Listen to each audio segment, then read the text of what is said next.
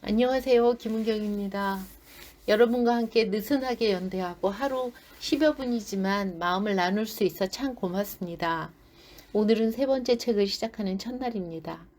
2021년 4월 1일 비백머시의 우리는 다시 연결되어야 한다로 시작했고, 피터 비에리의 삶의 격을 두 번째 책을 공동으로 완독을 했습니다. AIPL 리러닝 서클 2기의 세 번째 책, 유현준 건축가의 저서 어디서 살 것인가를 시작하는 첫날입니다. 유현준님은 MZ세대들에게 굉장히 인기 있는 교수님인데요. 역시 책도 깊이가 있는데 이해하기 쉽게 쓰셨네요. 책의 뒷부분쯤에 관계의 증폭에 의한 창조, 네트워크를 만드는 원시적 방법 언어라는 글이 나오는데요. 이런 표현은 21세기를 이끄는 이해하기 쉽지 않은 철학가들, 사회학자들, 마셸 맥루한이나 자크 데리다 같은 현대 철학과 맥락이 연결돼서 건축가라기보다는 철학가 같은 착각이 들 정도였습니다. 그래서 읽는 내내 건축 사회학자라는 저 나름대로 새로운 명칭을 계속 머리에 맴돌았던 그런 분입니다. 팬데믹으로 집에 머무는 시간이 길어져서인지 2030들이 일찍 집을 장만하는 사회 분위기도 있지만 이 책 끝나갈 즈음에는 아마 집의 인테리어에 관심을 갖게 되실 것입니다. 저는 이 책을 읽고 집에 화초를 가득 가꾸고 있습니다. 요즘 그걸 젊은 친구들은 프렌테리어라고 하더라고요. 5페이지 여는 글로 시작하겠습니다. 다양한 생각이 멸종되는 사회, 건축의 상대성 이론. 사람들은 건축물이 물질이라고 생각한다. 맞는 말이다. 고대에는 건축물이 돌로 만들어졌다.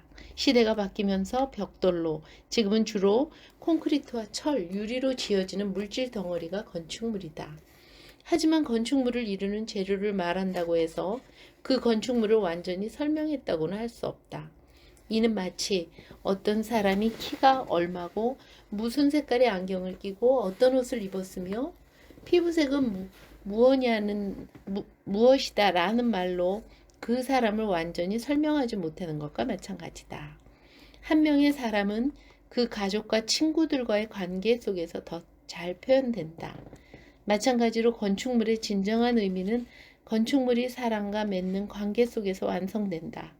나와는 동떨어진 물질로만 건축물을 이해하려고 하면 우리는 건축의 진정한 의미를 알 수는 없다. 필자는 서울 성동구 구이동의 2층짜리 단독주택에서 어린 시절을 보내며 자랐다. 초등학교 5학년 때 우리 가족이 다른 곳으로 이사를 간 이후에는 또 누군가 그 집에 이사를 왔을 것이다. 새로 이사 온 사람 역시 몇 년을 같은 집에서 생활을 했겠지만 나와는 전혀 다른 의미로 그 집을 이해하고 받아들였을 것이다. 우리 집은 3대가 함께 어우러져 지냈고 나는 주로 형과 함께 마당에서 뛰놀면서 시간을 보냈지만 이후에 이사 온 사람들은 주로 집안에서 편안하게 지내는 은퇴한 노부부였을지도 모른다. 같은 집이지만 사용자에 따라 다른 집이 된다. 건축물의 의미는 사용자에 의해 결정되기 때문에 사람과의 관계를 배제하고 그 건축물을 이해하거나 평가하기는 어렵다. 사람과 건축물은 불가분의 관계다.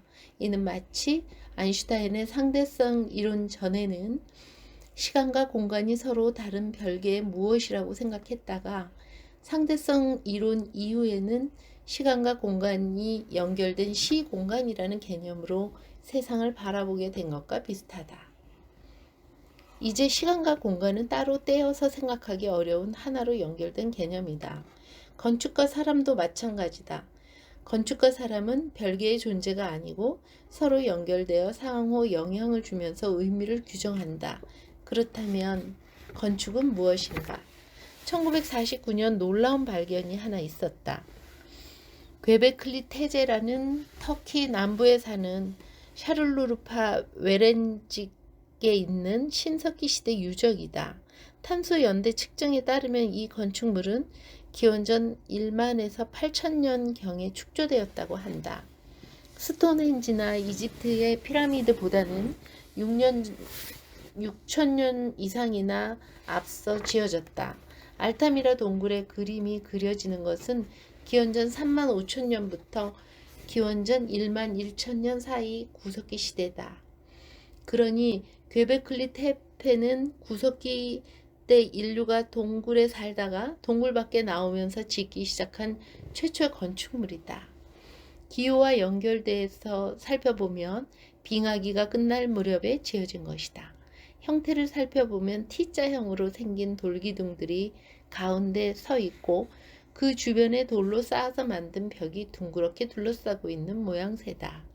고고학자들은 이 건축물이 집이 아니라 장례식을 치렀던 신전이라고 추측하고 있다. 돌 하나의 무게가 자그만치 15톤 정도라고 한다. 놀라운 사실은 당시 불을 사용하긴 했지만 바퀴는 없었고 짐을 운반할 가축도 없었다는 점이다. 괴베클리 테페는 온전히 인간의 노동력만으로만 지어진 것이다. 저는 여기까지입니다. 다음은 이어서 김은정님께서 읽어주시겠습니다. 여러분 오늘 행복한 하루 되세요. 고맙습니다.